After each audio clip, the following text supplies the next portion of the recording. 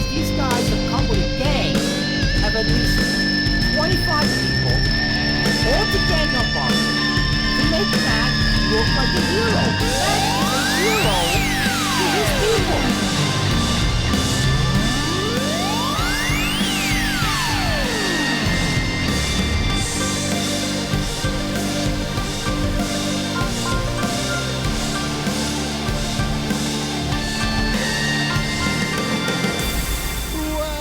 Everybody, here we go. It's that time again. Matt Connarton Unleashed, and we are live from the studios of WMNH 95.3 FM in glorious downtown Manchester, New Hampshire. Little humid, but not too bad.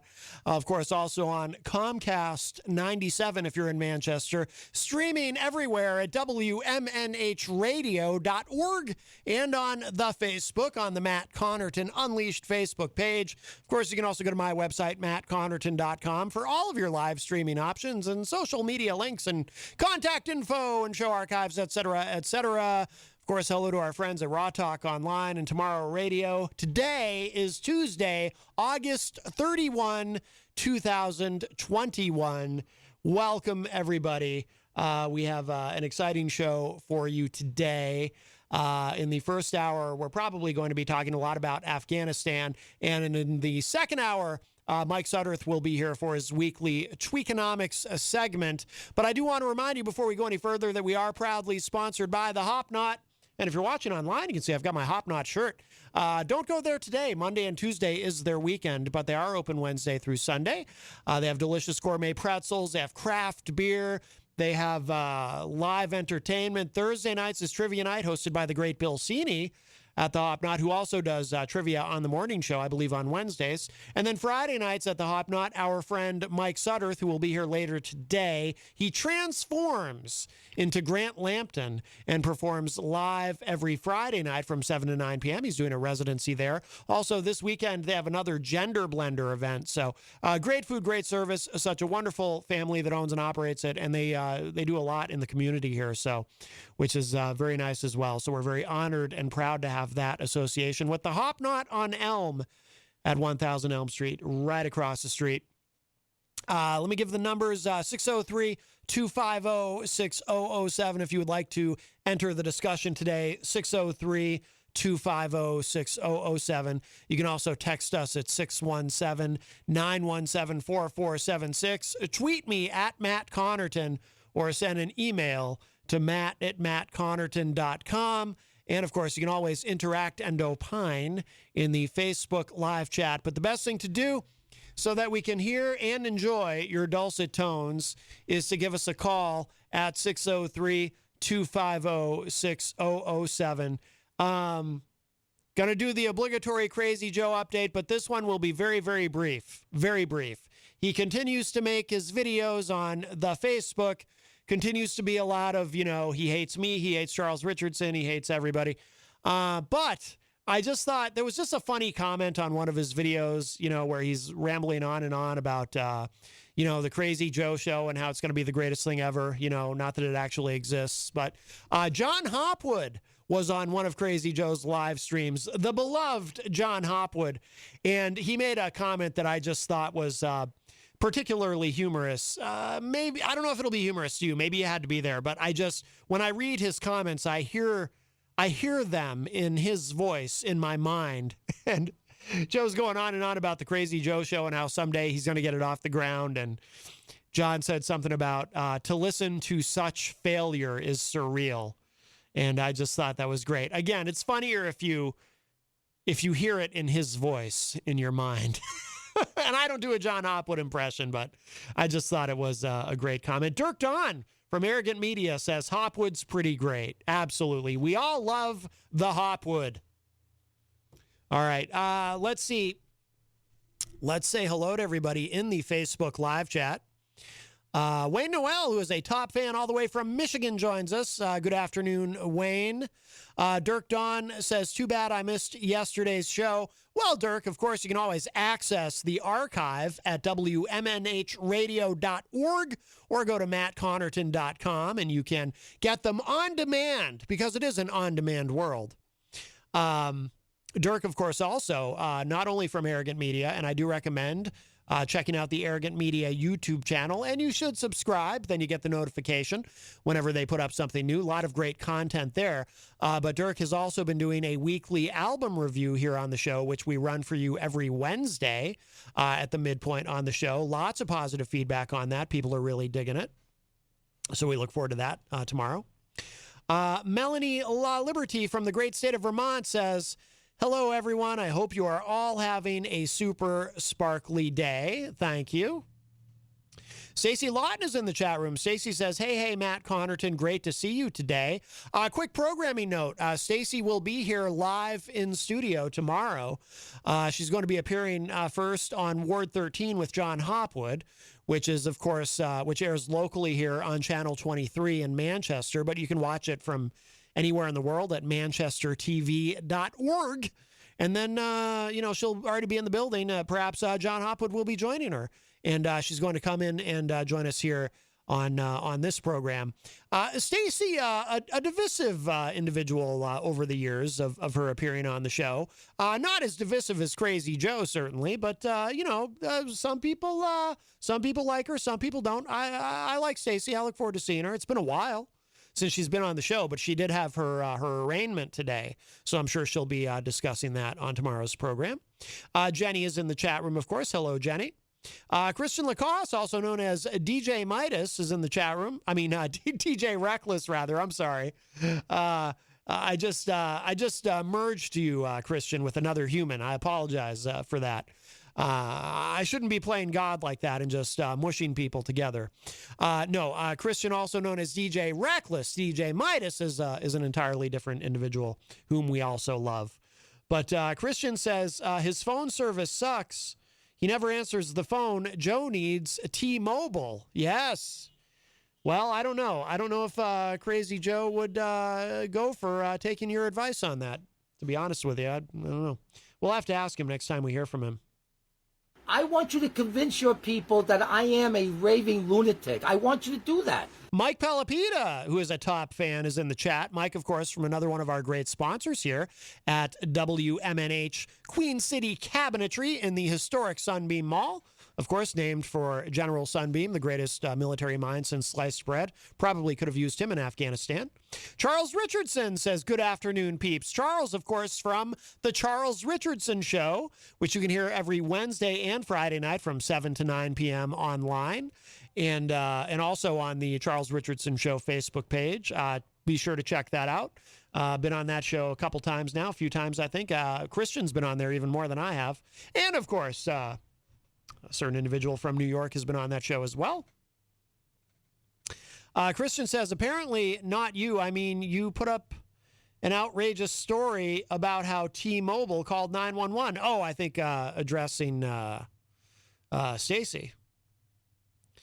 Well, they can fight that out in the chat room. Stacey will be here tomorrow, and I'm sure we'll get into all of that. And our friend Joe Friday is in the chat room. Hello. Joe says, hello, Matt. Good afternoon from Joe Friday. Well, good afternoon from everyone here at Matt Connarton Unleashed. Oh, boy. Christian says, the phone was not cloned. There's no way to possibly do that. So if you can bring any other proof, that'd be great. Well, it's already getting, Stacey's not on the show until tomorrow, and it's already getting dicey. Getting a little dicey in here, but we like that. We like the controversy, or how do they pronounce it on the BBC? Controversy or something. I can't even say it. I see your comment, Christian, and I also say, I see your and I raise you a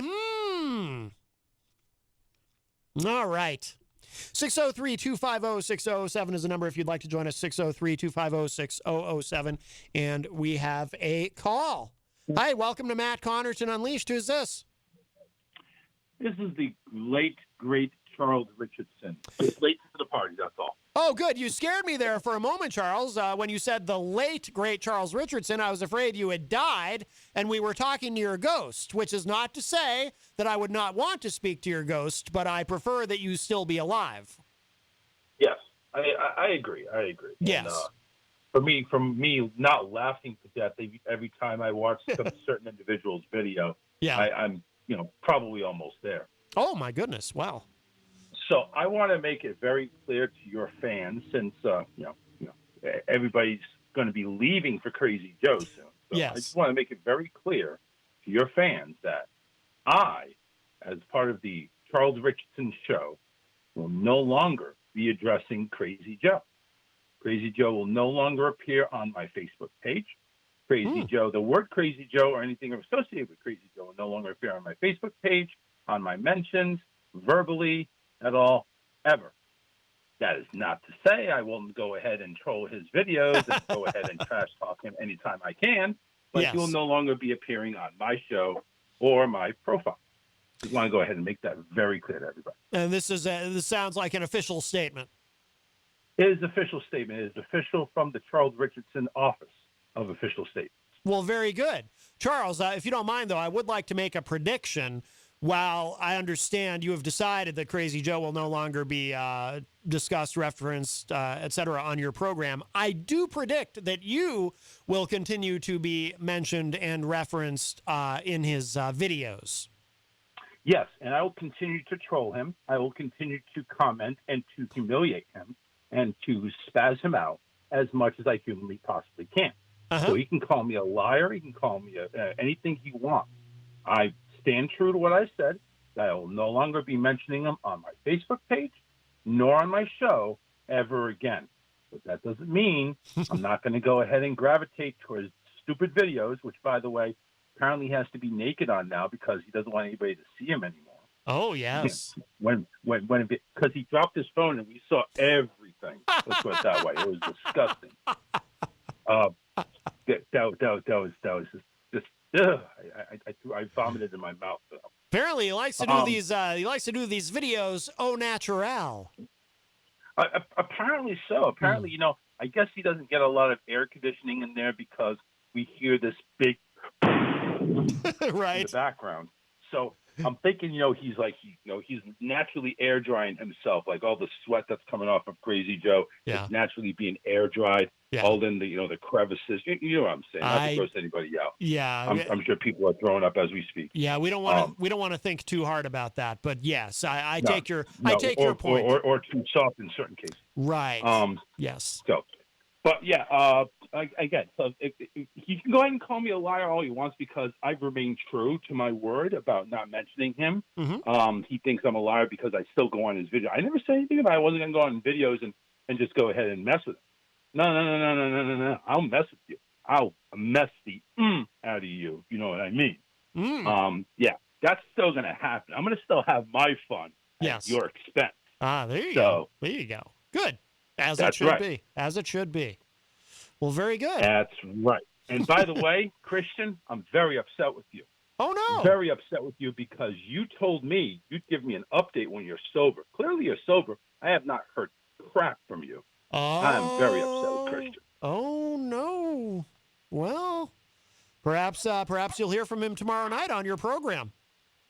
Nah, I don't know if I want to hear from him then. He's already told everybody else he's not giving me an exclusive. Yeah, I understand. Yeah. Well, he's a busy guy. That's okay though. I'm sure he killed it. I believe he killed it so much that he went missing for 24 hours, and you and Jenny basically said really nasty words to him. Well, no, we address these things. We address these things with love and patience and understanding. After we're done swearing at him. No, I'm kidding. So how long is he grounded for? No, he's let's just say we're not paying for college. Let's just put it that way. All right, man. You have a good show. I gotta get back to work. All right, Charles. Thanks for the call. Take care. Later. Bye-bye. All right, the great Charles Richardson from the aptly named Charles Richardson Show. Always nice to hear from Charles. That does open up a line for you, of course, 603-250-6007, 603-250-6007, if you would like to call in. By the way, Stacy in the Facebook live chat says, I would be there to talk about anything on Matt wants to talk about, but I'm not talking about the case. Well, Stacey, I mean, we will need to, people are going to, I'm going to have to ask you about it. We don't have to spend the whole show on it, but we will need to address it. And I think you'd probably like to be able to tell your side of the story. If I mean, I'm going to look like an idiot if, I have you on the show and this is the big story involving you right now, and we just let it be the elephant in the room and don't talk about it. But you'll have free reign to say whatever you want to about it and give you your side, of course. But I mean, I'll have to at least ask you about it, and then we can move on to other things. Obviously, we don't want to spend the whole show on it. Let's see. Christian says, anyways, I have a business dinner I need to get to. Have a good show. All right, Christian, good luck with that. Absolutely. Yep, Christian's making big moves. Definitely. We're very proud of him. Dirk Don says, Crazy Joe is just obsessed. He can't help himself but to repeat the same talking points continuously and on each stream of his. That is true. Christian, by the way, clarifies, I went missing for 12 hours. In that time, Kanye released Donda $75 showed up in my Cash app. Jenny and my girlfriend nearly killed me. Yes, a very lot happened. By the way, there's some news involving Kanye's getting sued. I don't think we'll get to it today, but over something about a logo he's accused of stealing. Joe Friday says, we definitely need to hear the three sides of the story. Well, you know what they say. There's three sides to every story. Yours, mine, and the truth. Let's see. All right. 603-250-6007 if you want to get in with the call. 603-250-6007. I wanted to, we talked about, not for the entire show, certainly, but a big chunk of the show yesterday. Jenny and I were discussing Afghanistan. I think it dominated the first hour, and then we got into it a little bit in the second hour, and then we moved on. But I wanted to try, and again, Mike Sudderth will be here for the second hour for Tweakonomics, so we'll see how much of this we can fit in the first hour of today's program. But I wanted to drill down on a couple of different aspects of what we were discussing today. We talked about the Taliban. There's this idea that the Taliban may have evolved, maybe less brutal and ruthless than they used to be, less murderous and torturous and things like that. So I wanted to maybe touch on that a little bit, but something that I really wanted to drill down on specifically, and I have a couple of different articles that discuss this because I'm really interested in learning more about this, is one of the arguments that has been made by the Biden administration and others who are in agreement with pulling out of Afghanistan is that this idea, this concept that we have leverage on not on Afghanistan, but on the Taliban, well, who I guess you could say Afghanistan, now that the Taliban is in control of the government there, that we have leverage over them financially because something like 90% of their assets are frozen. And I found a couple things, something that discusses that, and also another article that talks about how we probably don't have the leverage that some of us would lead us to believe because they don't use banks as much as some would like us to believe. And if you're not using a bank, maybe they use cryptocurrency. I don't know. But I wanted to kind of drill down on that too. And, who knows, maybe maybe Mike Sudderth again, since he's going to be doing Tweakonomics, maybe he'll have some thoughts on that. I have no idea what he has planned for today's segment. Well, and I prefer it that way. I like the surprise of it. Melanie in the chat room says, pro-women's rights, less rapey. Well, probably not, unfortunately. I am someone who is very skeptical and not particularly optimistic that we are, in fact, going to see a kinder, gentler Taliban.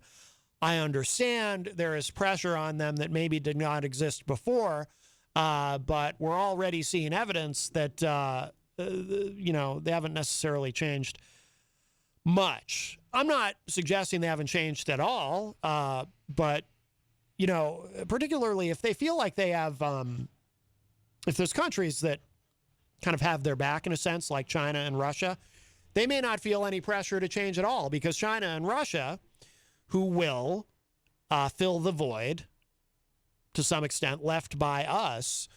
I mean, certainly they want to do business, especially China. They want to, there's an opportunity there economically that they want to seize upon.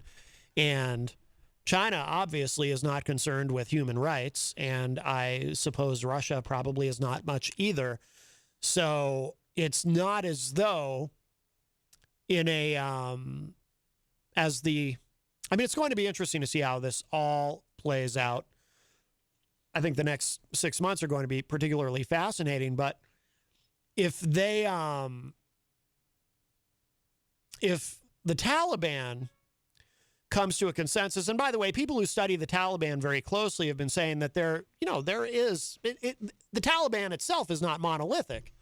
So there is probably some debate going on within the Taliban about how do we proceed. And there's probably elements within leadership of the Taliban who think, well, we should probably be a little nicer, maybe make good on some of this charm offensive that we've been putting on so that we can play ball economically with the rest of the world. Then there's probably others in the Taliban who are saying, nope, we need to do what we did before. It is now once again, we're back to a pre-9/11 world.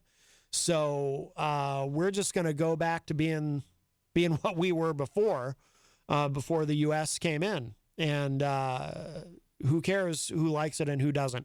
It's going to be really interesting to see what happens.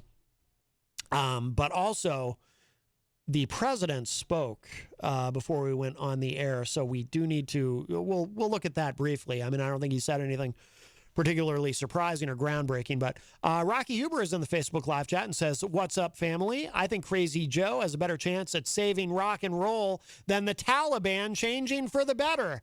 Well, that's putting a lot of faith in Crazy Joe if you think he has a better chance of saving rock and roll. And, but I don't know. We'll see. So inside... Matt, this is on you for not having the patience and not having the dignity. Yeah, well, I apologize. So Insider.com reporting Biden delivers speech on Afghanistan after U.S. finalizes withdrawal. I mean, we don't have to spend a lot of time on this specifically. Like I said, he didn't say anything surprising or necessarily noteworthy other than it was the speech that I'm sure he's been looking forward to giving. It's an end of the war speech. And he can now say, our combat mission in Afghanistan after 20 long years has finally ended, etc. I'm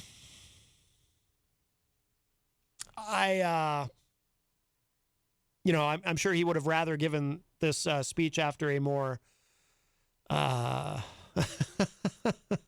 orderly withdrawal, to put it that way. And boy, I'll tell you what. But the thing that's going to be interesting, like I said, the next 6 months are going to be interesting.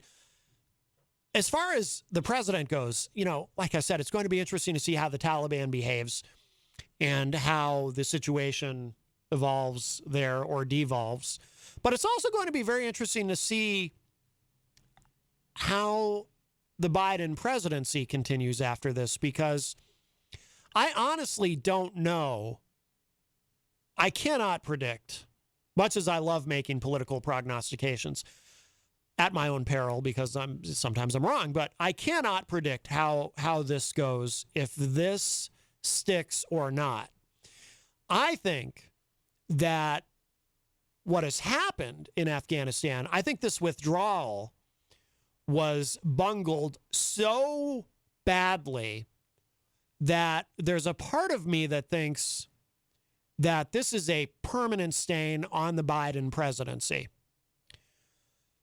But is it? I don't know if it actually is, because, some people have short memories, and if there's good news after this. See, and again, please understand when I say this, I'm not justifying anything or rationalizing anything. I think they screwed this up horribly in a myriad of ways. But I think there is a political calculation. I think the political calculation, and I think this is why Biden wanted to go full speed ahead, even when it seemed like so many things were going wrong. I think the political calculation is this. I think the Biden administration is going to proceed as though, okay, this is an accomplishment. We ended the war in Afghanistan. this is the fourth presidency to carry this war. We ended the war. Yes, some things went wrong. The withdrawal was messy. What do y'all expect? Because that's part of the narrative, right? What do you expect? Again, I'm not saying I agree with it. I'm just, this is strictly a political analysis. I think they're going to try to look at it, and they're going to try to frame it going forward as, look, it got messy. We lost those 13 soldiers in that attack, which is terrible, a terrible tragedy. Things went wrong. People got left behind. But we knew this was going to be messy, but we got it done. We got it done, and we're finally out. And that strategy might work in the sense that they can close the book on it. Again, I'm not saying the book is truly closed. I'm just saying this is how they're going to try to frame it. Close the book on it, move on. Let's get back to defeating the pandemic. Let's get back to getting this infrastructure bill passed. It is still relatively early in the Biden presidency. It's still year one of the Biden presidency. So there's a lot that can go right going forward that will, for many people, have the effect of dimming the images of the chaos that was unleashed with what would appear to be a very sloppy withdrawal from Afghanistan. There's a lot of other things disconnected from that can go right.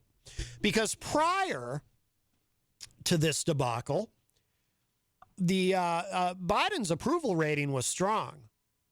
You know, something, I mean, I remember it was holding steady in some polls around 56 to 58%, which might not sound like a lot, but when you consider the public is pretty evenly split, you know, among, you know, if you take out the independents who actually make up 41% of the electorate. Most people don't realize that, I think. And the media certainly doesn't go out of their way to remind you. But as far as registered Democrats and Republicans, you know, the country is pretty evenly split. So to even be in the high 50s is actually really strong for any president of either party. So Biden's approval rating, I think largely he was riding high on the pandemic response, something that I've given him very high marks for.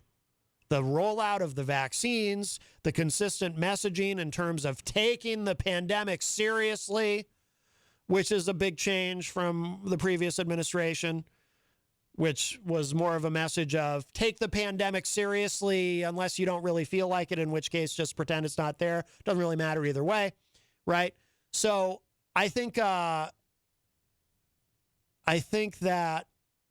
it's possible, if a lot of other things go right, Biden can get back to that point, and Afghanistan will be in the rearview mirror, and us getting out may ultimately, as the memory fades of us leaving and the mess that it was, it will be possible for Biden to get back to that high approval rating. But the part that I'm not predicting is, because I honestly don't know, is that what's going to happen? Because what I can also see happening is, number one, not that I'm excited to give them any help, because I have such an intense loathing for the Republican Party, or what it's really become in my eyes, which is just the cult of Trump. But I will say, and I'm not saying anything they don't already know, so I'm not actually helping anyone regardless. I will say, if they are smart, they will not let this go. And they will want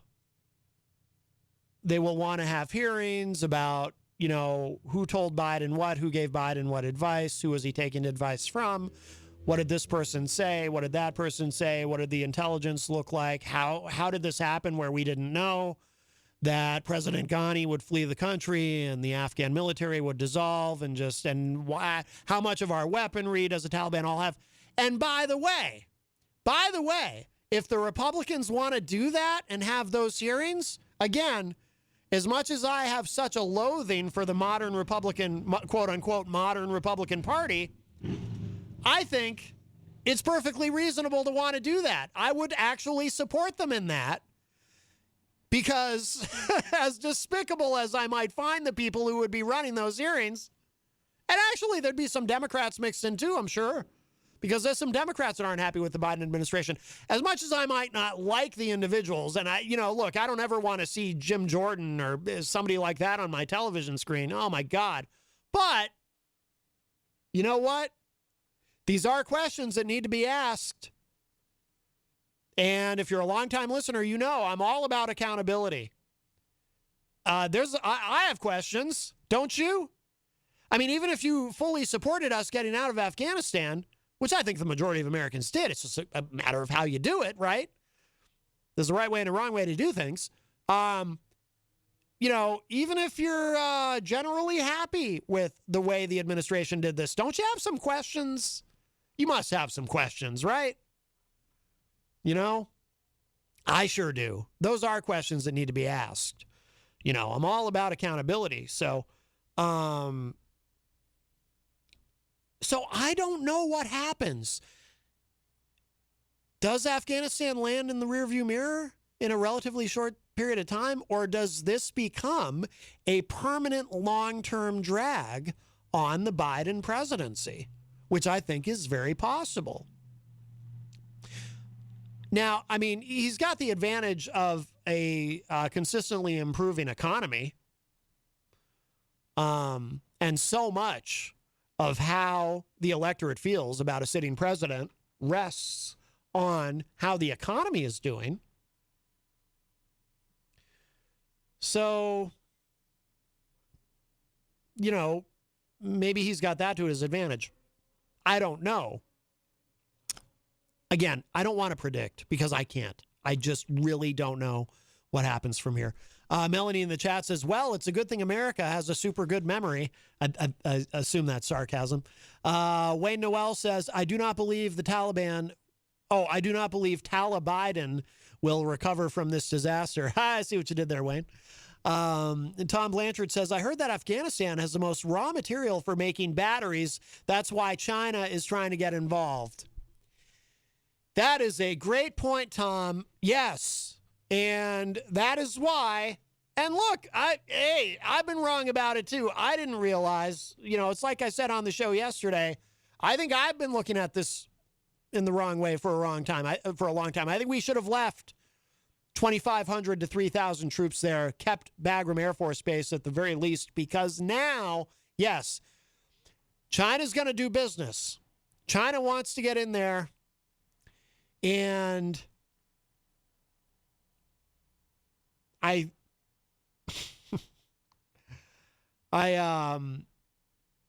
think we may have caused ourselves a lot of trouble. Wayne is saying China has already made a deal. I hadn't seen that, but it would not surprise me. And they know what they're doing. I mean, they're long-term planners in China. I've often heard about, what is it, the 100-year plan? They're long-term planners. Tom wants to know, can I buy one of those Hummers? Well, I don't know. I don't know if is the Taliban selling the Hummers that we left for them? I don't know. I don't know where this goes now. Let's look at this briefly, though, because Biden, the president, did speak. It says here, again, this is from Insider.com, which used to be BusinessInsider.com, by the way. They've rebranded as simply Insider. President Joe Biden today delivered a speech on Afghanistan from the White House to mark the completion of the U.S. withdrawal from the country. Biden once again issued a forceful defense of his decision to withdraw U.S. forces while largely sidestepping the widespread criticism of how the pullout was handled. Well, let me stop there for a moment. That's what he's done. Every speech he's given, every interaction with the media, he consistently makes the case for why we should have left. He makes the case for why we never should have gotten in to begin with, which I think most Americans would agree with, right? He makes the case very well for leaving. that in a vacuum, it's a solid argument, right? I think he makes the case brilliantly for leaving. He just can't make the case for how it was handled because there is no good case to make for how it was handled. So he can't talk about that. He can't address that directly. Of course he sidestepped that part. What can he say about it? Jenny in the chat room says, I saw a video on Al Jazeera and they were pissed off the U.S. destroyed the equipment beyond repair. I hope that is true of anything we left, but I fear that is far from truth. Yeah, my understanding was the plan was to destroy some of that and try to disable it, but they can't do that to everything. We have a call. We'll grab this. Hi, welcome to Matt Connarton Unleashed. Who's this? Hey, Matt, it's Ron. How you doing? Good, Ron. How are you? Matt, I got a question for you. So if and when we pull out 100% completely, will there still be other allies, other countries still in there, or are we the last to leave, or what's with that? I know that the UK was trying to send in some help, but I think that's it. I mean, I think we're the last to leave. That is a good question, though, Ron, because to be honest with you, now that you bring it up, I'm not 100% clear on that. Maybe somebody in the chat room knows, but I think we're it. I don't think we have any NATO allies hanging around currently that I'm aware of, but I'm not 100% sure. So that's a great question. So let's just say for some reason that we had to go back and defend something that, for whatever reason, I can't come up with a hypothetical. Where would our troops be coming from? What would be the nearest country that, if we had to go back over there to, if it was for a drone strike or for whatever it was, for some reason we had to go back over there, where would they be coming from? I think it would be Qatar, which some people in the media pronounce Qatar, which I find strange. I believe it would be Qatar because we do have troops there, and we have a close relationship with them. They're close allies of ours, and I believe. Now, is that Iraq? No, Qatar's its own country.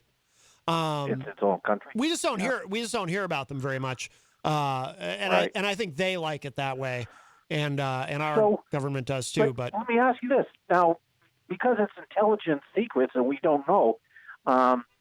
Did they get all of the people that were involved with that suicide bombing, or are there still people on the hit list? Oh no, they're hunting them down, and Biden has given us a lot of tough talk.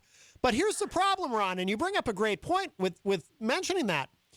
Because we've pulled out completely, we didn't even keep 2,500 there. It makes it that much more difficult to hunt these guys down. Think about how long it took just to get Osama bin Laden. We might never get these people. I mean, it's great for Biden to come out and say, we will hunt you down and you will pay the ultimate price. And good Lord, I hope so. But who knows? It's awfully tough now because we have no presence there in the country. So I don't know. I don't feel good about it. All right, Matt. Thanks for your time, pal. All right, Ron. Thank you for the call. I always appreciate it. Bye-bye. Bye-bye. Yeah, Ron. Wayne says in the chat room, all allies are gone. Taliban took complete control of the airport. Okay, so that answers Ron's first question. So none of our NATO allies are hanging out there. Everybody's out. Everybody except, we still have a couple hundred Americans there, I believe, who didn't get out with the, that part is very, we're not going to get to some of the elements of this that I wanted to, but that's okay. I'm just realizing now that, because I'm thinking of things that I wanted to mention too.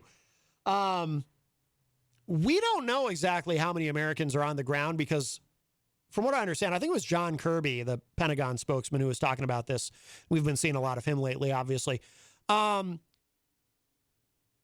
Americans go to a place like Afghanistan, they're supposed to register with the United States government and let our government know that they're there for their own sake, for their own safety.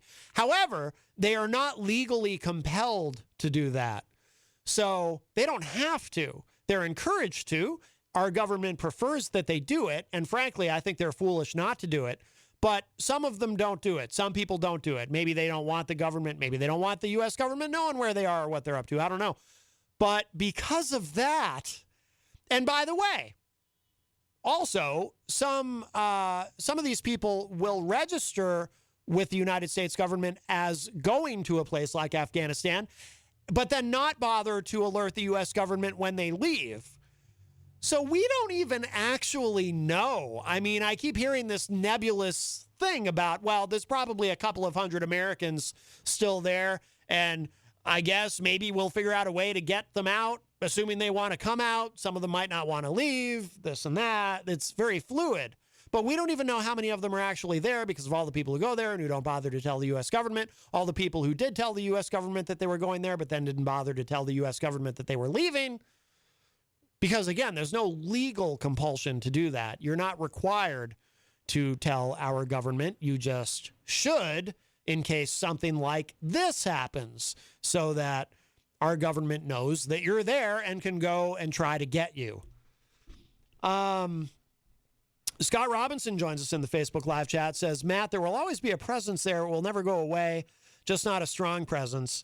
Well, I mean, supposedly, what do they call it now? They call it this over-the-horizon capability to keep an eye on things. But, I mean, I'd like to think that, Scott, that there's at least somebody there doing something on our behalf. Miriam Banish says, I'm listening, but mostly having a focus on dealing with a broken refrigerator. Ugh. Oh, a broken refrigerator, especially in the summertime. Not a good time, Miriam. Good luck with that. If you'd like to give us a call and enter the discussion, 603-250-6007, 603-250-6007. You can text me at 617-917-4476. Tweet me at Matt Connarton or send an email to matt@mattconnerton.com. I need to refresh my email, actually. Let's see. Well, let's see. Was there anything else in Biden's speech that I wanted to mention? It says here, again, this is from insider.com. He said, quote, my fellow Americans, the war in Afghanistan is now over. I'm the fourth president who has faced the issue of whether and when to end this war.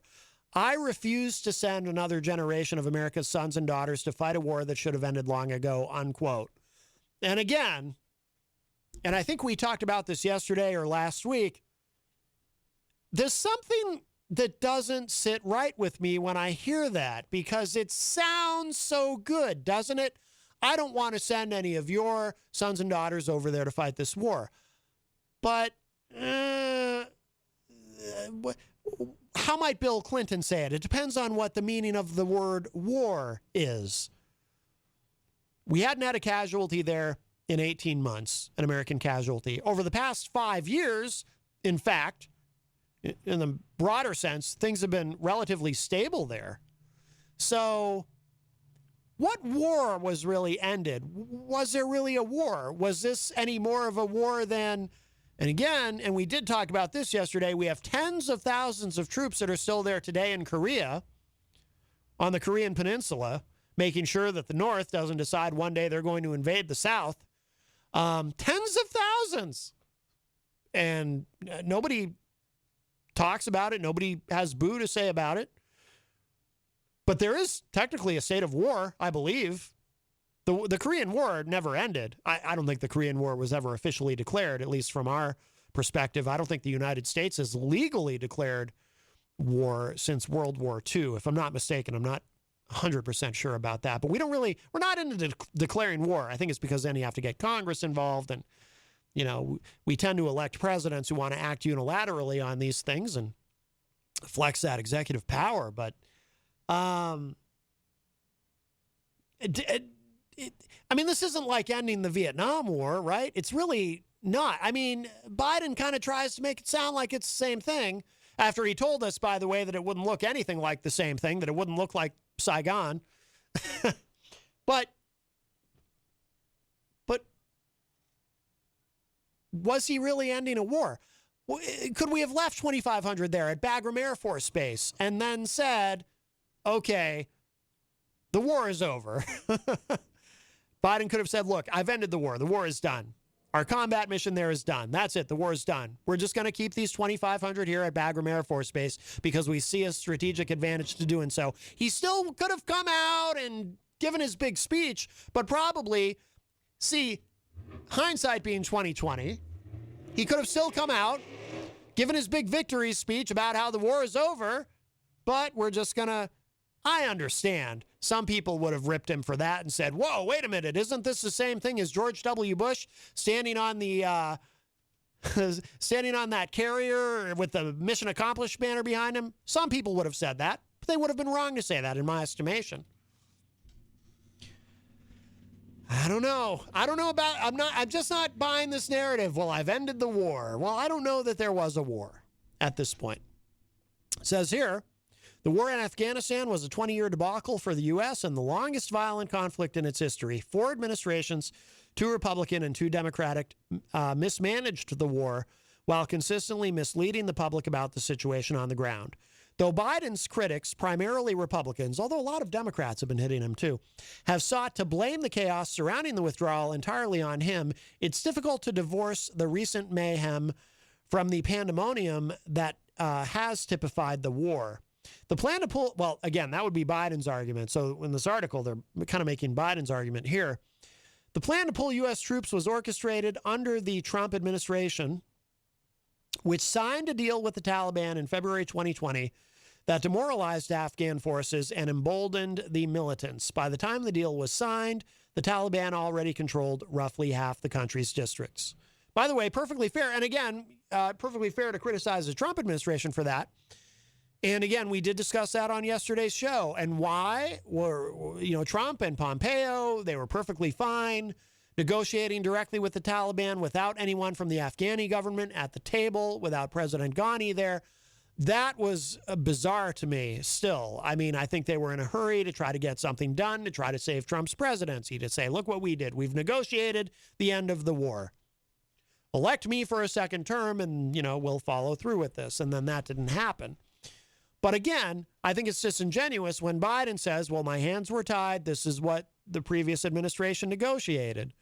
I understand the pressure to live up to a previous administration's, commitments, because otherwise it negatively affects our standing in the world in terms of how people perceive us and whether they trust America. But then again, this mess, I think, has done terrible damage to our standing in the world, what we ended up with. And of course, Biden had no problem coming in and undoing all kinds of things that the Trump administration had put in place, just like the Trump administration did to Obama, just like Obama did to Bush, and on and on. So the Biden administration, again, this is from insider.com, has acknowledged that it miscalculated the blistering pace at which the Taliban would seize control of the country as U.S. troops pulled out, despite prior warnings from U.S. intelligence communities and others. That will be, by the way, that right there, that will be, if there are hearings, and I'm pretty sure there will be, that will be a key question. Who told you?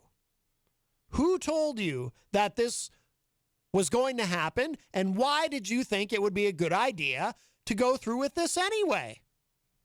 When you had the intelligence, you always have to ask that question. When you had, I understand nothing is perfect and mistakes will be made, and someone can give you advice, and it might be good advice, and you might reject that advice, and you might later wish that you had taken that advice, etc. That's part of this. That's a part of life. But when it's something this big, it's like, you know what I'm reminded of is when there was a hearing on 9/11 and, somebody asked Condoleezza Rice about a memo that said Osama bin Laden is planning to fly jet airplanes into buildings soon, And, in case anyone's interested. And that was a memo that had landed on Condoleezza Rice's desk at one point. And, her questioners were asking, why didn't you take that seriously? Similar thing here. I'd like to know why they didn't take this more seriously. It says here, Biden has also defended the withdrawal, by contending that the war was a lost cause and pushed back against criticism of his approach to the pullout by making the case that it was never going to be a smooth process. But here's the problem with that. This is a big problem for Biden. This will haunt him in the 2024 election. This, when he says, as he has said repeatedly, this was never going to be a smooth process. This was always going to be hard. There was going to be chaos. We might have miscalculated how much, but this was going to be rough no matter what we did. But here's the problem. If he's gaslighting us when he says that, because he made the case before the withdrawal.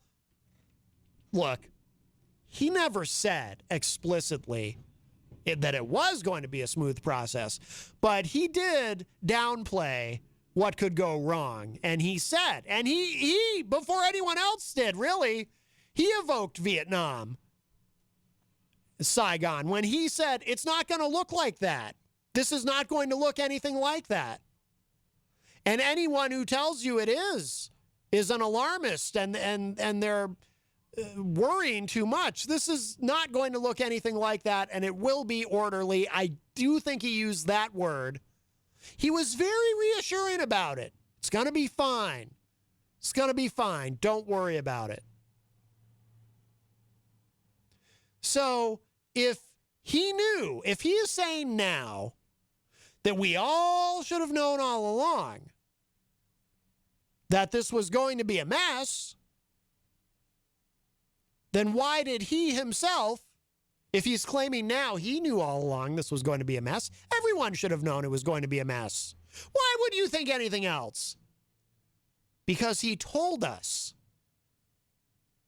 a couple of months ago that it wouldn't be a mess. They were his own words. I don't have the audio pulled up and ready, but I'm sure you've seen, I'm sure you've heard. You can go on YouTube and find it if you don't believe it. Biden being very reassuring about all of this. So he cannot say with any credibility, well, we all knew this was going to be hard. Well, no, you did not know. Or if you did know, you lied to us. Which is it? Because either one is a problem. And it's going to be a big problem for him. That's why this may hang over his presidency permanently, because when those 2024, whoever is the nominee, and it's probably going to be Trump. I think it's going to be a Trump-DeSantis ticket in 2024. I mean, Trump is, in my view, already the presumptive nominee. All indications are he's running. You don't spend time in Iowa if you're not running. And it's not going to be, Pence isn't going to be with him. It's probably going to be Ron DeSantis. That's my prediction. When those campaign ads roll out, you know what you're going to see. You know what you're going to see in those campaign ads. I mean, they'd be stupid. They'd be completely incompetent if they didn't do this. You're going to see campaign ads of Biden saying, look, this will not be like Vietnam, and this is going to be orderly, and we're going to do this right. And then images of the mess it ended up being. That's what you're going to see in those ads. And those ads will be effective. And those ads will remind everybody. So, we are at the top of the hour. So let's do this. Let's take a break. I'll play this. We're going to take a break, play a little song, show some love to our sponsors so we can pay the bills. And then we'll come back with hour number 2. Mike Sudderth is probably on his way in right now with his weekly Tweakonomics segment, and always look forward to that. And so we will be back at Connarton Unleashed, hour number 2, coming right up.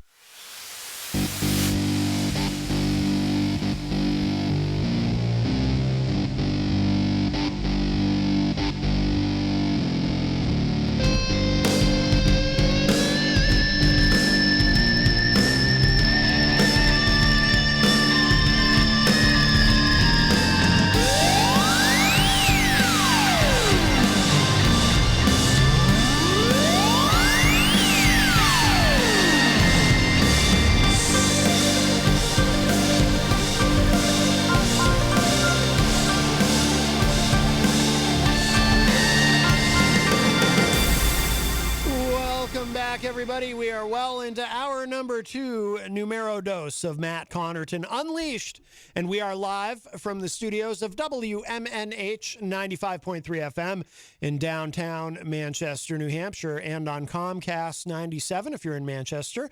Streaming at WMNHradio.org and on the Facebook on the Matt Connarton Unleashed Facebook page.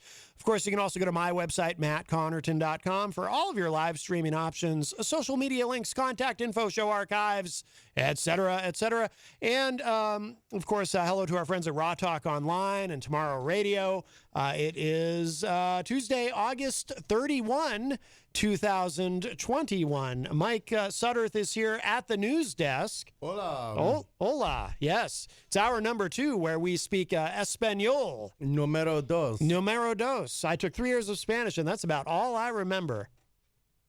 But, yeah, so Mike, of course, is here for his Tweakonomics segment, which we'll be getting to momentarily. But I do want to remind you all, of course, we are proudly sponsored by the Hop Knot in the Brady Sullivan at 1000 Elm Street, right across the street.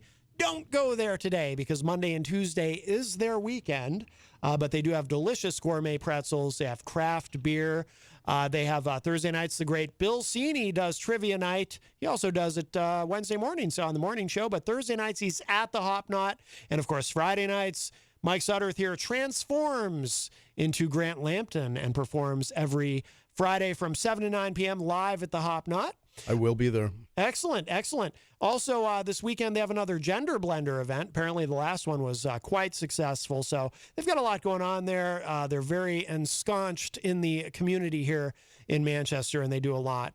Such great food, great service, and a wonderful family that owns and operates it. So we're really honored and privileged to have that association with the Hop Knot at 1000 Elm Street. Also, to a quick programming note, a little bit of housekeeping. So I'd mentioned in the first hour that tomorrow Stacey Lawton was going to be here with us live in studio.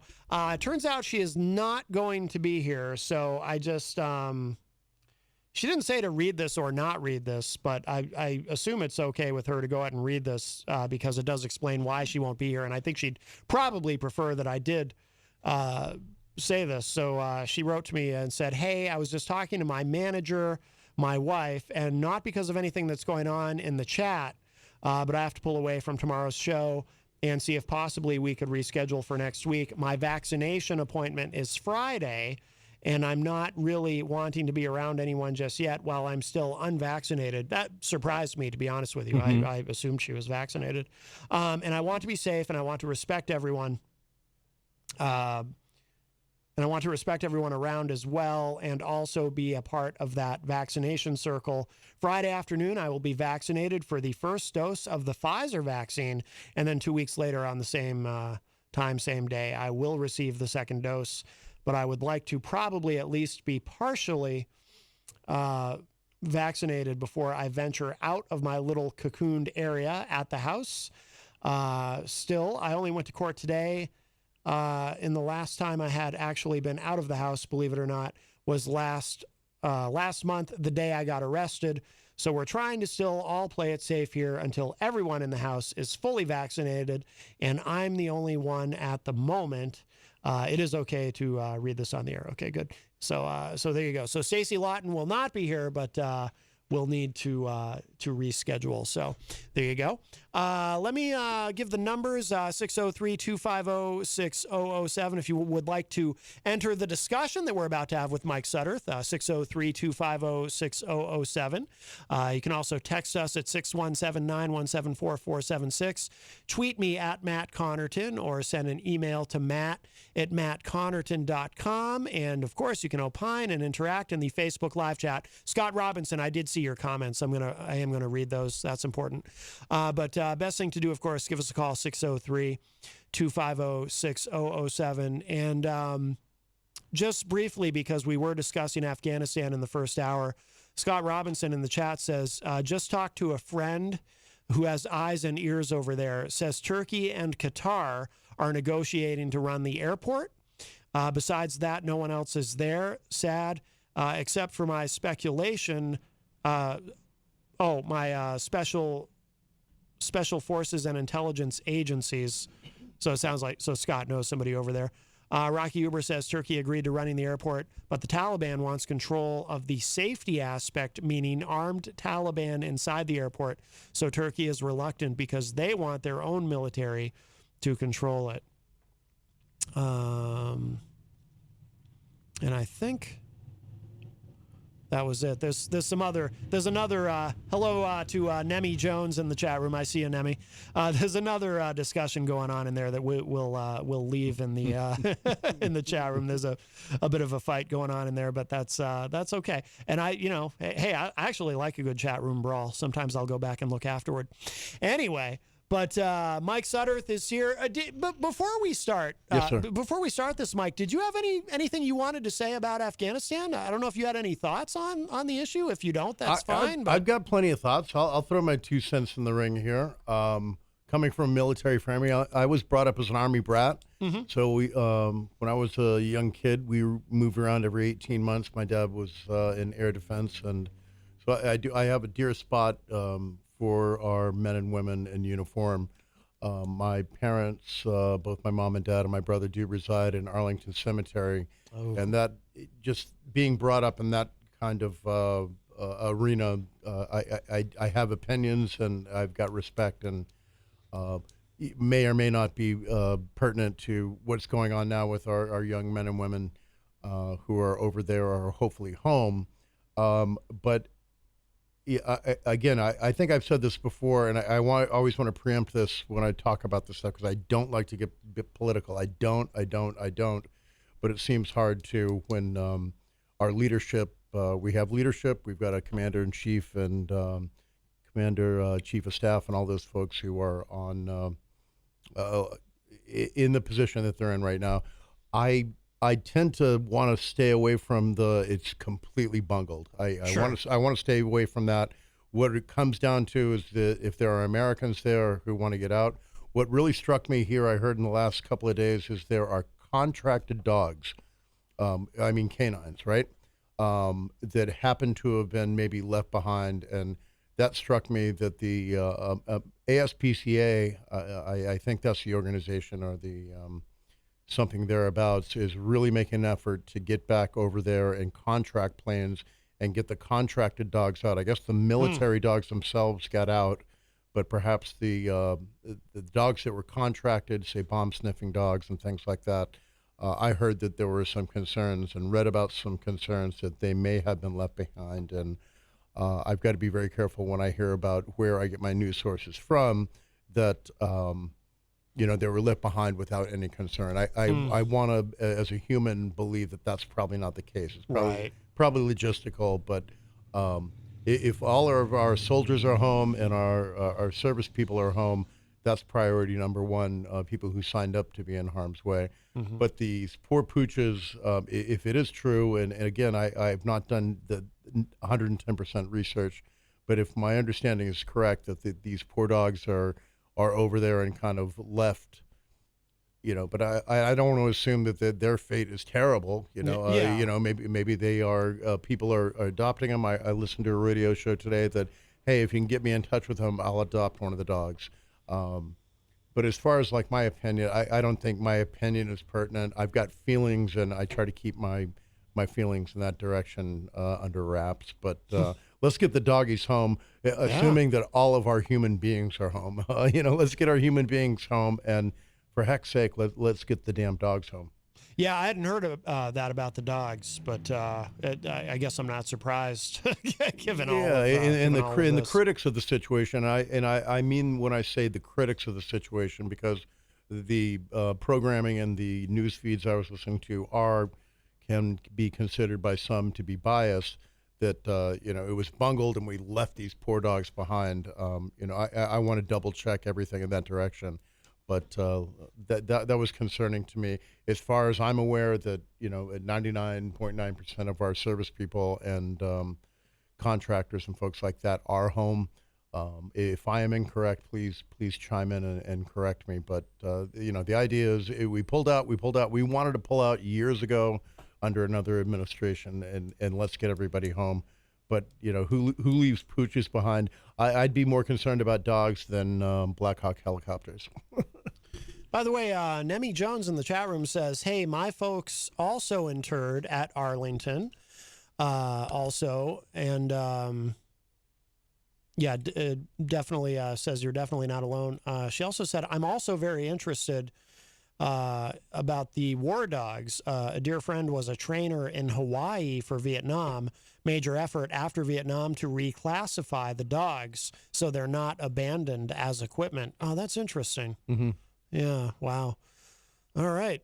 Well, we shall move on. Are you ready, sir, for your music? Pull the trigger. All right. Here we go.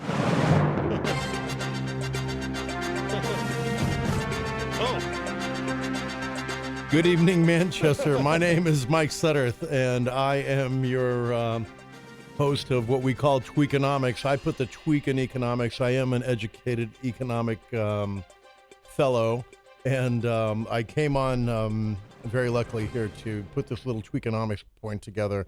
And I try to come on and talk about the emotional side of economics is what got this whole wheel rolling, and I think we've done an okay job so far. But I try to talk about what turns the wheels of economics, and I try to lean on the side of the emotional part of it, not the numbers and stuff like that, because I was the guy who always got a D+ or a C- in math and finance and stuff like that. But I went on to make my living in finance. Funny enough, life is funny like that. You were undeterred. I was undeterred. By your poor grades. You know, I do the Grant Lampton thing over here at the Hop Knot and various spots around the country when I'm lucky to do so. I wanted to be a musician, but my dear dad, Brigadier General David H. Sudderth, told me to pursue a career in business, and I'm glad he did, because I'm here wearing a nice collared shirt. Oh. And had I been a musician, I may have shown up here in a tank top. And I'm not mentioning any guests who wear tank tops on the show, but... you mean like Easy G? I did not say his name. God bless him. He's got to show off his guns, you know, those big arms. I mean, look, let's be honest. He is pharmaceutically enhanced. Yeah. But, have you been to Alaska? Have you seen the pipeline? Oh, wow. Wow. Look at you. No, not me. I'm just saying. I thought you, come on. You were just looking for an excuse to do that. I was. It's an old joke. I always look for an excuse to use that one. There you go. But, so anyway, the bottom line on that one is I'm in a lot better spot because of my father's advice to get into business and go try to pay my mortgage in that direction, because being a musician, unless you were in the lucky 1% to be a rock star, it's no way to make a living. So here we go. Y'all ready? Y'all ready for this? Say yes. All right, let's talk about taxes. The IRS and taxes. Nobody likes the IRS, right? Unless you have a family member who works for the IRS. I've been lucky enough, or unfortunate enough is a better correction, to be involved with the IRS and taxes and lovely stuff like that. There was a news flash this week, early this week, that truckers are going to be required to pay heavy highway vehicle use taxes effective August 31st, which is today. Oh, I hadn't heard of this. Now, these folks are the lifeline and kind of the connection of distributing what have you. You think of beer, butter, milk, beef, anything that needs to be brought from Wisconsin to New Hampshire or from New Hampshire to Wisconsin. Taxes are a real sore issue for me. And again, this is an opinion thing. It's not a fact thing. And I try to stick to facts, but the opinion that the taxes are going to be rising for our truckers, overland truckers, I think if anybody is a overland trucker, please chime in and correct me on that. But the tax rate, what they call highway vehicle usage, is going to be jumping. And when I started digging into this, one of the people have you ever heard these commercials online that say, I don't want to name a company, but the tax relief company. When you drive to work, and the ad nauseum, you hear if you are behind on your taxes, please give us a call. And they never say this, but for a price, we can help you or I hear correct those. it. I hear those all the time because I have satellite radio in the car. Yes, and I hear those constantly. There's 10 different ones. Yeah, I even have some of the jingle. I'll mention a name I have the jingle for Optima Tax Relief. That stuff sticks in your head. It's seared in my mind. Yes. And I do have a statistic. I try to stay away from statistics, but I've heard that 82% of people who hear radio commercials more than say 5, 6, 8, 10 times, they tend to remember it. So like you remember. Well, I know where you heard that on satellite radio because I've heard that same ad. I sure did. I sure did. Yep. I've not figured out the whole proprietary information thing here on radio yet. You'll have to educate me on that. We don't worry. It's all just mashed together. All right, we don't cool. worry about it. But overland truckers are folks who are, in many cases, 1099, if you know what that means, employees, meaning that they're independent contractors. Independent contractors, right. I'm going to take a load of maple syrup from Vermont down to Mississippi, and what the trucker makes, he keeps, but it's his or her responsibility to pay the taxes on that stuff. And if you get behind on that stuff, let's say you're making $120,000 a year, and you're not paying your taxes, it does tend to snowball. And I think these are the folks that they often target. Myself anyway, we're working for a company that they take my taxes out, and I'm normally square within reason to the IRS other than investments, and that's a whole other program. But these overland truckers, they are often the example of, I made $200,000 a year last year, and I forgot to pay my taxes, and now I owe $39,000 in taxes. I'd never thought about this before until you explained this. So that's why. That's why every time I get into my car and I turn on my satellite radio, I'm hearing one of those ads, because everyone knows that's what the truckers listen to. They listen to satellite radio. Yeah, absolutely. So I'll be damned. Just a tickler. You love to come home and roll in and see the kids and the dog and the wife or what have you, whatever's at home, and say, "Hey, folks, I made $200,000 this year. Let's go to Disney." But in reality, you made $138,000. The rest belongs to Uncle Sam. So I was tickled by the idea that the rate. There's always been a rate, but the heavy highway vehicle use tax is the official word, has been kicked up here officially today. So that'll be effective tax year next, April 15th, I think is the tax day. Yeah. That has been kicked up a bit. So you overland truckers out there, squirrel away a little bit more money for Uncle Sam as he comes rolling down the road next year. Do you know how much it's, good pun. Do you know how much it's going up? I love the puns. Yeah, I do too. And as you know, I do them without knowing, but you're just subtle about it. Give yourself some credit. It's subconscious, I think. No, it flows out of me. I do not know the rate. I just know that it's been bumped up, and property taxes go up every year here in the city of Manchester. Tax rates go up constantly, and your paycheck, your tax brackets, all that stuff goes up. That's not shocking, surprising, or something I'm going to pound my fist on the desk about. But I was interested in hearing, while this COVID thing, I'm interested in supply chains. You and I talked about lumber. Lumber's going up, beef is going up, and a lot of this has to do with supply chain because gas is going up, and this goes into a lot of very boring stuff about economics that I try to shy away from. But, your truckers are going to pass this stuff along to you. So your independent contractor, let's say, who brings lumber from Oregon to Mississippi, or let's say down to, God bless you, Louisiana, who's just gone through Hurricane Ida here, they're going to have to rebuild. And the lumber prices it's just not the purveyors of lumber in Oregon. It's the truckers who bring it down, say that, hey, I've got new taxes to pay. My gas is more expensive. Things like that are really going to affect the consumer price. And don't shoot the messenger is kind of what runs through my brain. Yeah. Yeah, I mean, it's like we've talked about, the price of gas affects everything because it affects transporting, whether it's transporting supplies or transporting people. Hard left on gasoline here. I did hear this week that leaded gasoline, if you guys even remember when there was leaded gasoline. I do remember that. It has been all but eradicated in but two small countries, and I don't want to make the mistake of saying, but like one's Uzbekistan and one's another. They're like, but as far as automobile fuel, it's pretty much been eradicated, if that's too strong a word, except for the airline industry. Oh, really? I guess the fuel, the jet fuel that they use, does still contain lead, and that's kind of the next phase of trying to remove lead. Lead paint's been gone for a long time, but lead gasoline has been gone from America since the early 80s. And I just heard a bulletin today that we are globally 99% done with leaded gasoline. Am I remembering? This is a fuzzy memory from like early childhood. You tell me if I remember this correctly. Were there gas stations where you would pull up and you would have a choice, leaded or unleaded? Was that really a thing, or am I? Yeah. That I'm old enough to remember that as well. Absolutely, there was leaded, and it was always cheaper. So my only guess is that the process to remove it makes it more expensive. Just like there's unleaded, which all of our cars now, I would guess, that anybody owns.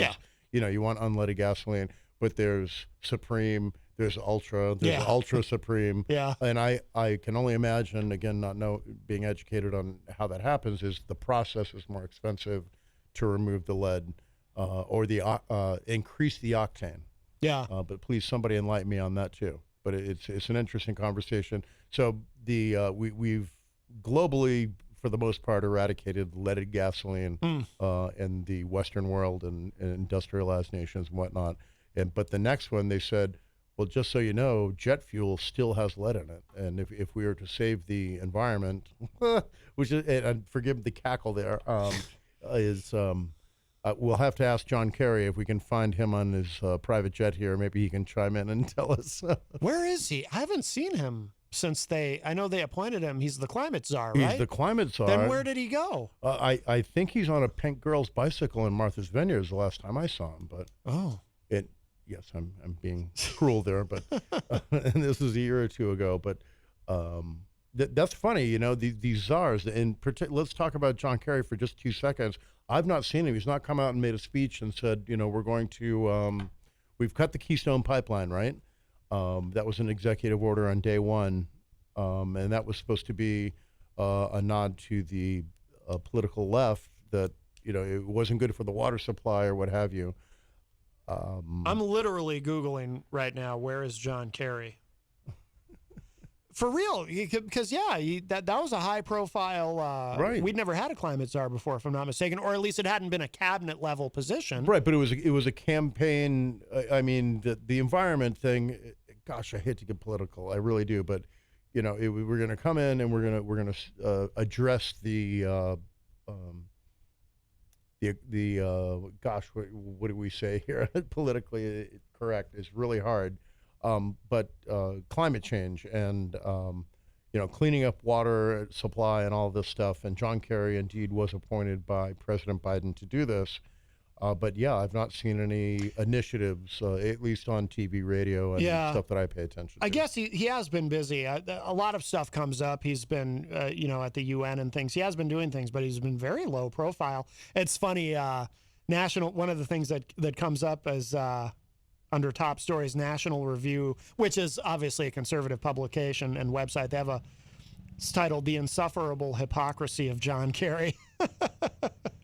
I'll have to read that later. I'm curious. Well, two or three of those seeds are probably true, but people on the left and the right at some stature, they take a plane somewhere. That's how that stuff works. And you want to bust their hump for taking a plane that uses jet fuel that has leaded fuel in it, knock yourself out. But if I go down to Disney here, which I'm not going to, but as an example, if I were to fly down to Disney, I'm going to hop on a plane that uses leaded fuel. Now, am I an anti-climate guy? I wouldn't want to hear that just because I took a plane. Right. I voted for, just full disclosure, I did vote for John Kerry in 2004.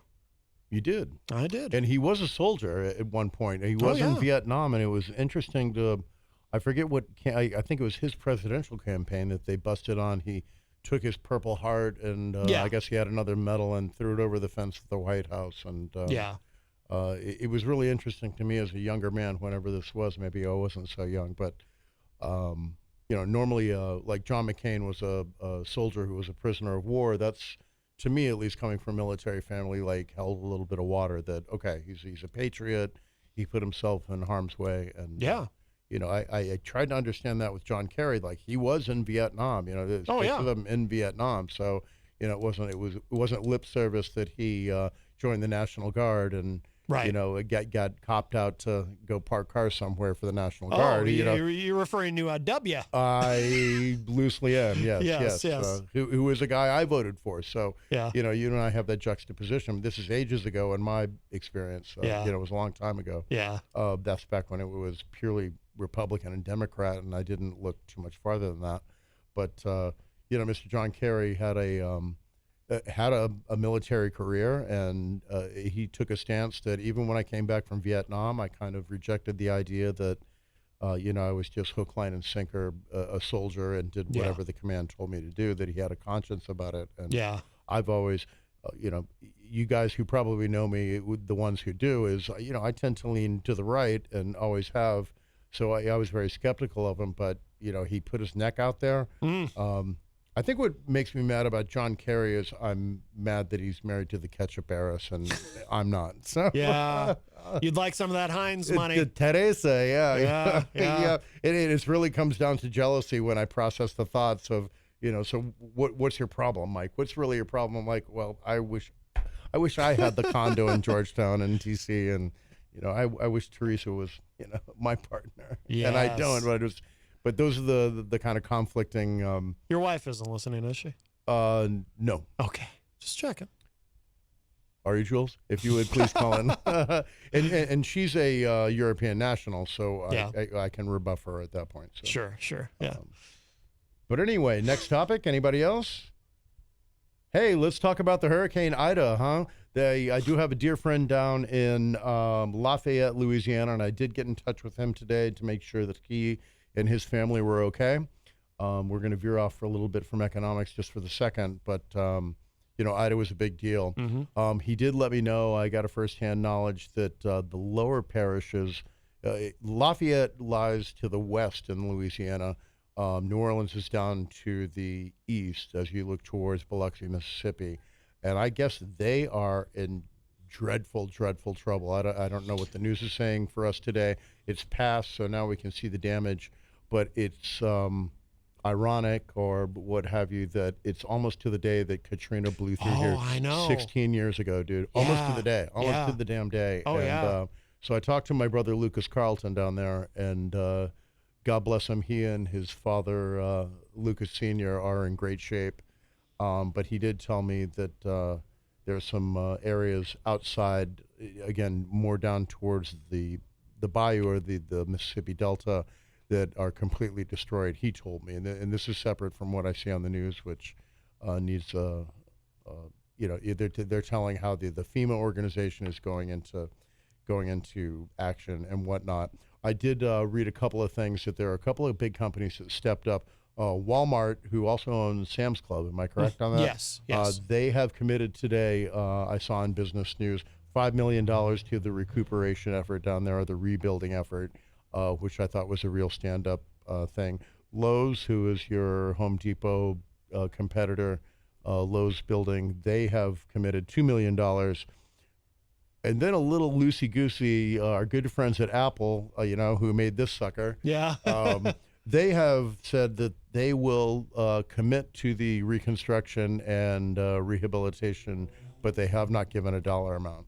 And that pushed me out of shape a little bit, because I can say, well, I'm going to contribute too. Right, yeah. So Apple and I are going to contribute to and I hate to be so damn lighthearted about it, because there are people who lost their lives, their businesses who are decimated, their homes are decimated, people who are, dislocated, absolutely. But I love it when, from afar here, and to keep this loose on this program, that Apple comes and says, well, we're going to contribute too. Well, how much? Well, we're not saying right now. So I don't know if they're going to give out gift cards or coffee. And I'm being cynical, but God bless Walmart and Lowe's, respectively. Walmart $5 million and Lowe's was $2 million.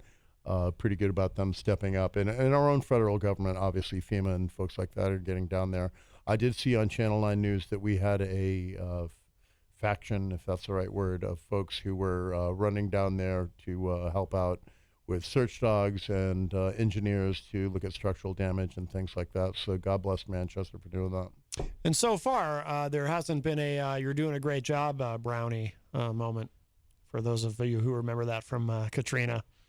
Brownie. Yeah, remember, what was his name? It was like Robert Brown or something. He was running FEMA at the time, and W said to him, yeah, you're doing a great job, Brownie. Yeah. And then it turned out he wasn't doing a great job. Yeah, well, I mean, unless you're there and you're seeing it and feeling it and smelling it and experience it, throwing money at a problem is one thing, and actual action. And I want to put the Afghanistan Afghanistan thing here together, but it's probably not the right point to do that. But, lip service and throwing money and actually taking action. And I guess W in retrospect here is guilty of that. By the way, Nemi in the chat room says Mississippi River reversed course for a couple of hours. Not the first time, but only a handful on record. I read it and it went from 2 feet per second downstream to 6 inches a second upstream. Wow. That's pretty amazing, thinking that the Mississippi River flows from the northern continent of the United States all the way down. For that, the storm surge must have been incredible. I think they expected 20 inches of a storm surge coming in, but for it to affect the Biloxi and New Orleans area to go upstream like that is... I didn't know that was even possible. I didn't think it was possible either. Does the river flow in 2 directions? Absolutely not. It flows, in the Mississippi's direction, north to south. But that's an amazing piece of information. I appreciate you saying that to us. The levees have held, though, right? As far as we know? Yeah, I mean, there is flooding, but there's a difference between 12 inches of flooding and your roof just showing above water. And I don't know the details on that as yet. Yeah. But, I think down there, 12 inches of water is probably expected. A little bit of personal information. I was in Key West, Florida during one of the minor hurricanes about 10 years ago. And it was almost business as usual. They boarded up the windows, but people were out at night. And when we had 6 inches of water in the bars as we bounced from bar to bar, they were just sweeping it out in the street. And really? They're like, hey, don't, please use the bathroom and have another Pabst Blue Ribbon, if you will, please. We're just trying to get the water out of here. It was not one of these catastrophic hurricanes, to be fair. Yeah. It was probably a tropical storm, but I was there, and before it happened, it's like, oh boy, I'm not going to get a flight out of here. We're in big trouble. What I'm trying to demonstrate is the difference between 12 inches of water around your ankles and 6 feet of water over your head and your house being decimated. There's a hell of a big difference. Language. Absolutely. By the way, Nemi says yes, the levees have held. That's good. That's good news. That was part of not part. I mean, that was the biggest part of the problem, I should say. And I would Katrina. like to think, I'd like to think that they made an effort afterwards to probably upgrade the stature of the levees and whatnot. Levees are a really weird thing. I worked in Holland for a short period of time, and these folks live below sea level. And I'm like, you all cool with this? But they've got supposedly the best system of dikes, they call it, over there, and they build on water. They build on water like Venice has built on water in Italy, and I was just always fascinated that, yes, we have this problem, but we came up with a solution for it, and we're completely fine with it. Just like the folks in New Orleans, and God bless New Orleans and Louisiana in general, that they're comfortable or have tried to come up with a solution with it.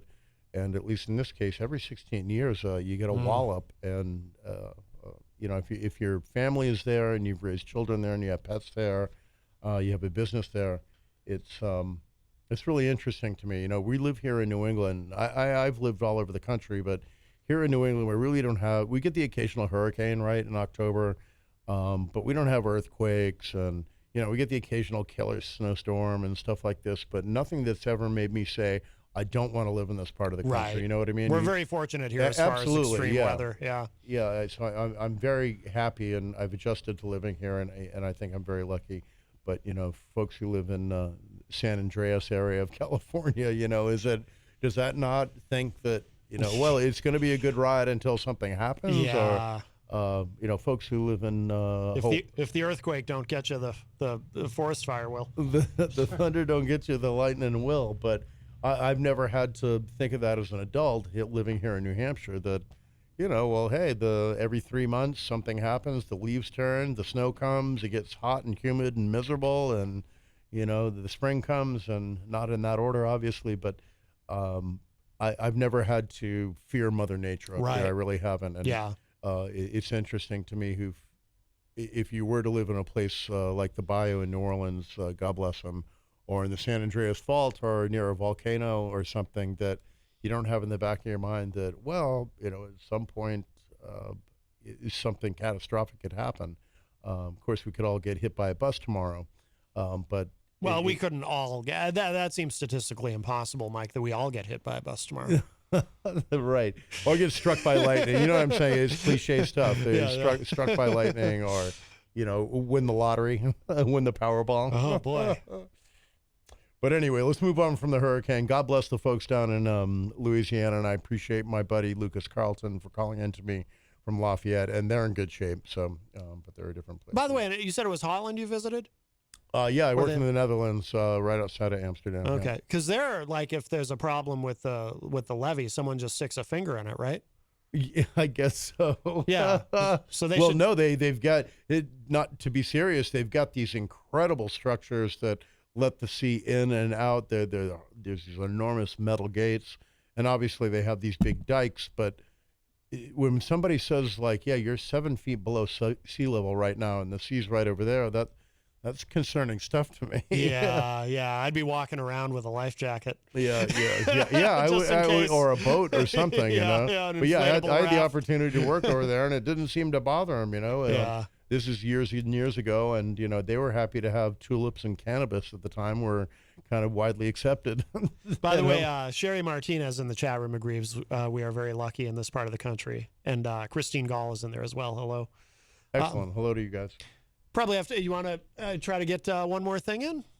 Yeah. Where are we for time, sir? We got about 10 minutes. Call it 10 minutes. Okay, cool. Let's do a shameless marketing plug. Oh, yes. I like to try to make that part of my program here. We obviously have the Hop Knot that I have the opportunity to play at every Friday night. I go down there and play the guitar. But we have great folks like CGI Business Solutions, Queen City Cadmetry, and Mike again, who's become a online buddy of mine, and I really appreciate him chiming in occasionally. And I like to plug his business. There's also, what's your .com business that Peter brought in here recently? Adored Wi-Fi. Adored Wi-Fi. I want Yes. to give them a shout out, and I hope to make friends with them here someday. But I like to throw out here as a marketing guy, an economics guy, a local business, not your local Walmart or Hannaford or somebody, but somebody who is looking for a little local stimulation. I like to throw a name out before the salesperson shows up and knocks on their door. Buddy Superette. Y'all have heard of Bunny Superette, right? Well, yeah, they're big supporters of the station. They play us. Oh, they do. We're on right now at Bunny's. They're cool folks, man. Oh, And yeah. I live up in the North End, so I frequent the one up on Webster Street. Oh, okay. Which is the winningest lottery store in the state of New Hampshire. Oh. And as far as marketing and advertising, every time I drive by there or go there in a pinch for hot dogs normally on a Sunday or something like that. Somebody's closed, but Bunny's is always open. Yeah. I look at the sign that says, "We are the winningest store in New Hampshire." I'm not a lottery ticket guy. I don't gamble in the scratch ticket or anything like that. But gosh, do they line up there? And to see all the stuff like this guy won $500,000, this guy won $2 million. I think maybe if my finances go in the wrong direction, I may start frequenting there. But I wanted to give those guys a shout out. They've got great beer. They've got a selection of Nepalese food at the Bunnies over on Webster Street. And I think it's really unique. They're not just selling pizza or hot wings or taquitos. Yeah, I went in there once. That's right. They have that counter. They've got a counter in the back, and yeah. it's straight up Nepalese food, which I think is just a cool spin on, you go in there for a stick of butter or a pack of rolling papers or what have you. And here we are. We've got Nepalese food in the back. So I've yet to sample that. But I wanted to give those guys a shout out that they've been here for a long, long, long time here in Manchester. Just recently, or somewhat recently, down here on Elm Street. Yeah. But they're always around. They're always open. And if you need a bottle of wine or, again, a stick of deodorant or something, they're always kind of cool and local people. And I wanted to give them a shout out. I appreciate them broadcasting WMNH while we're on the line. Yeah, Chris at the Bunnies over here. That's the one where they play WMNH. I don't know if they do it the other one, but I brought him right after we did the live event at the live remote that we did at the Hop Knot. I brought him one of the shirts that we were giving out. Oh, cool. But it's just funny. There's a picture of it online, but he was behind the glass when he's holding it up for the picture. So in the picture, it looks like he's a ghost because he's behind the glass holding up the He's shirt. transparent. Yeah. It's just funny how it came out. So he turned up as a ghost. Yeah, he looks like a ghost in the picture. But Do I have time to throw this out? This really irritates me. I'm sorry, it popped into the back of my head. We got time. Why do I turn on the Travel Channel on Comcast and I pay a boatload of money for my Xfinity service, right? If you have Xfinity, anybody out there, you know you're paying a good portion of your income. Oh, yeah. But it's great. I've got 2,000 channels and can see anything. I love to travel, and I've always been a travel fan. I turn on the Travel Channel. 9.99% of the time I turn on the Travel Channel, it's paranormal stuff. And how did that happen? Is that what it is? It is ghost chasers. It is mysteries of the prisons with ghosts in them. Like, if it's a Travel Channel, why don't make it the Ghost Channel? That's a switch, because for years it was all gambling shows. On the Travel Channel? Yeah. Like poker and stuff? Yeah, that was the big thing for a while.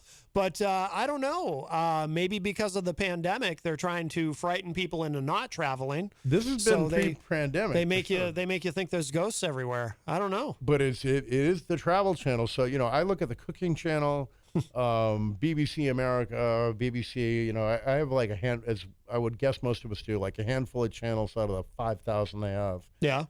I like the Travel Channel. Okay, let's go to the Travel Channel, and it's like, okay, the secrets of San Quentin, and how many ghosts there are, or the ghosts of this mental hospital in Pennsylvania, which is interesting stuff. But it's a Travel Channel. I want to see, like, come to Tahiti, or come to Key West, or come to South Dakota, the Badlands, or something. But it's the ghosts of the Badlands, the ghosts of Tahiti's. Well, I just think it's a branding thing, but yeah. That somebody else will fix that problem, or perhaps it's working very well for them, and I don't know what I'm talking about. By the way, Mike Pelopita says in the Facebook live chat, thank you, Mike, for plugging the local businesses. You're very welcome, sir. It's as a marketing guy and an economics guy and a local guy, I think it's important that we kind of stimulate each other. And if I'm lucky enough to hang around here, I'm going to plug a lot more businesses. I wonder if they have ghosts at Queen City Cabinetry. In the historic Sunbeam Mall, they have to. Bring your kitchen to the afterlife with Queen City Cabinetry. I like it. What do you think, Mike? The ghost of General Sunbeam. He might be haunting the place. In a good way. Speaking of great military minds, the greatest general since sliced bread, General Sunbeam. That's absolutely right, man. I remember hearing that before I got on your show. I live up near Stark Park, and I'm always intrigued by General John Stark and what he did, and his physically correct horse up there at Stark Park. Is it? Is it really?